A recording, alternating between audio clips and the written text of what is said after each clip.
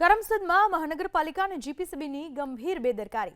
એસટીપીના દૂષિત પાણીને સીધું ખેતરમાં છોડવામાં આવ્યું। કરમસદમાં એસટીપી પ્લાન્ટના દૂષિત પાણીથી ખેડૂતોનો પાક બરબાદ। પ્રશાસનની ગંભીર બેદરકારીના કારણે ખેડૂતોને મોટું નુકસાન।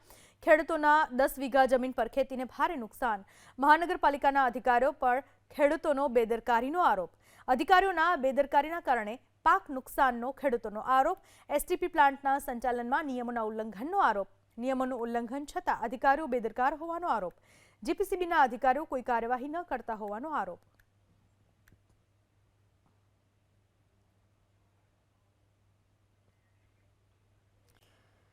કરમસદમાં મહાનગરપાલિકા અને જીપીસીબીની ગંભીર બેદરકારી જોવા મળી, જ્યાં એસટીપીના દૂષિત પાણીને સીધું ખેતરમાં છોડવામાં આવ્યું, જેના પરિણામે ખેડૂતોના પાકને નુકસાની થઈ રહી છે।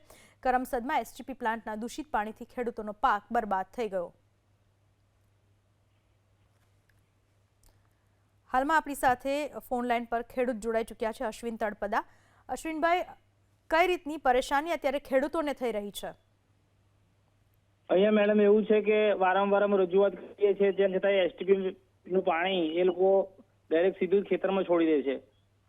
પહેલા અમારા ડાંગરનો પાક, પછી ચોળીનો પાક, અત્યારે હાલમાં જે ઘઉં અને ટામેટી રોપણી કરી 2 દિવસ થયા હતા।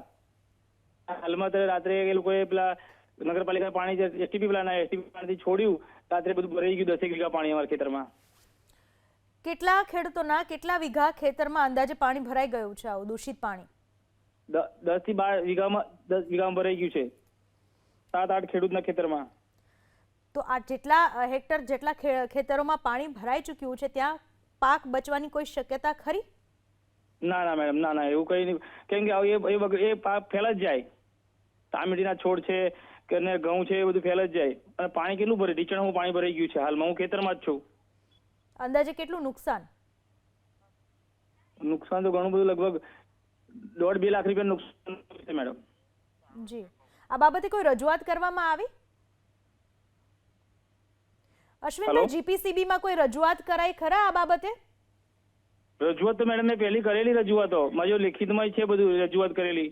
જે રજૂઆતો નગરપાલિકાને, કલેક્ટર શ્રી સાહેબને, પછી આણંદ મહાનગરપાલિકાને આપી છે રજૂઆત, કરમસદ નગરપાલિકાને, એસટીપી પ્લાનને, તમામને બધાને મેં રિસીવ કરી, કોપી મારી પાસે છે બધી। પણ આજે વર્ષથી આ સમસ્યા છે, પણ ક્યારેય આ સમસ્યાનું નિવારણ આવતું નથી। કેટલા અંતરે આ રીતના પાણી છોડી દેવાય છે, દૂષિત પાણી?